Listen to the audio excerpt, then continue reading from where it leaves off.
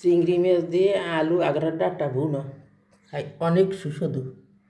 আসসালামু আলাইকুম। আজকে আমি চিংড়ি মাছ আলু দিয়ে আগ্রার ডাঁটা ভাজা ভাজা করবো।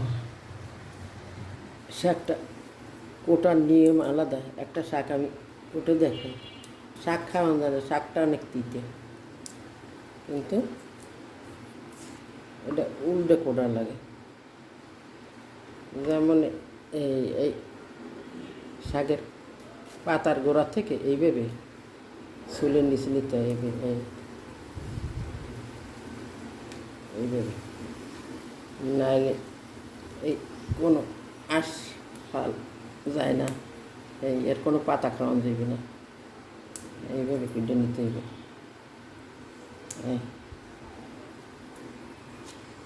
উল্টে কটা লাগে এটা। এটা পারফেক্ট একটা তরকারি। এটা যে খায় স্বাদ বুঝে, এটা একটা ঔষধি জিনিস।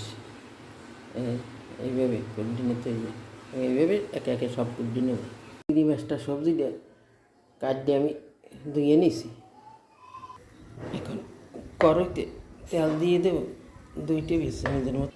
তেল পেয়ে তেল যার যা খুশি, যে যেমন তৌফিক খুলে দিলেই হয়। দিয়ে দেবো চিংড়ি মাছটা, পেস্ট কুচি। আমি চিংড়ি মাছ ভুনছি, এটাও দিয়ে দেবো সাথে। হালকা একটু ভেজে নেব। হালকা ভাজা হয়ে গেছে, সুন্দর একটা ফ্লেভার। দিয়ে দেবো স্বাদ মতো লবণ, হলুদের গুঁড়ো, মরিচের গুঁড়ো। এতে আমি ধনে পাতা দেবো, অন্য মশলা দেবো না।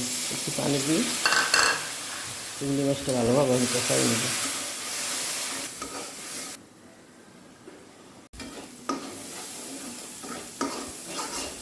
চিংড়ি মাছটা আমার কষানো হয়ে গেছে, দিয়ে দেব জলের পানি,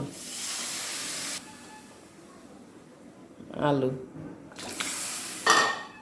এই শাকটা ঔষধি জিনিস, গুগলে সার্চ দিয়ে তোমরা দেখো কতটা যেন ঔষধি জিনিসটা। এটা আমার কাছে খাইতে এটা এত পারফেক্ট, এর চাইতে সুস্বাদু জিনিস আমার তরকারির মধ্যে লাগে না।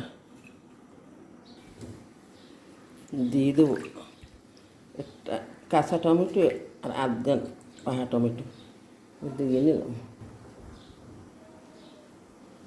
ছোটো টমেটোটা আমার ব্যালকনির গাছে হয়েছে, শখের জিনিস।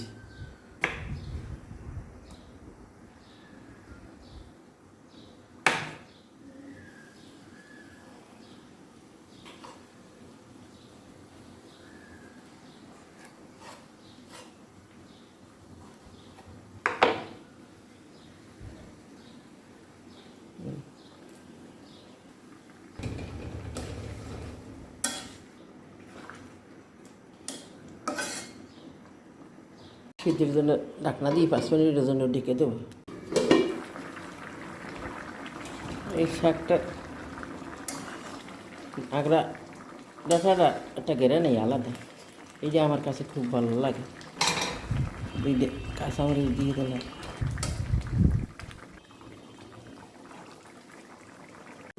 ধনে পাতাটা আমি বাচ্চা ধুয়ে নিছি, আর এটাও কেটে নেব।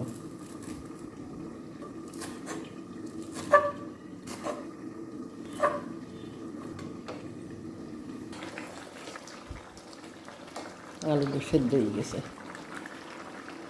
আমি একটু ঢাকনা দিয়ে ঢেকে দেব। এখন দিয়ে দেব ধনে পাতা,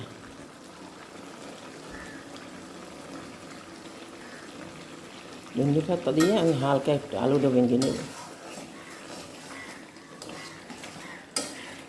অল্প একটু ভেঙে ভেঙে দেবো, খাইতে আর সুস্বাদু। এই ভাজা ভাজা করবো, একটু পোড়া পোড়া ভাজা ভাজা করলে একটা ঘেরানি আলাদা হইবে। একেবারে পোড়া পোড়া একটা গ্যারান বেরিয়ে সুন্দর কত সুন্দর পোড়া পোড়া হয়ে গেছে। এখন আমি তুলে নিই। চিংড়ি মাছ দিয়ে আলু আগ্রার ডাঁটা ভুনা খাই, অনেক সুস্বাদু।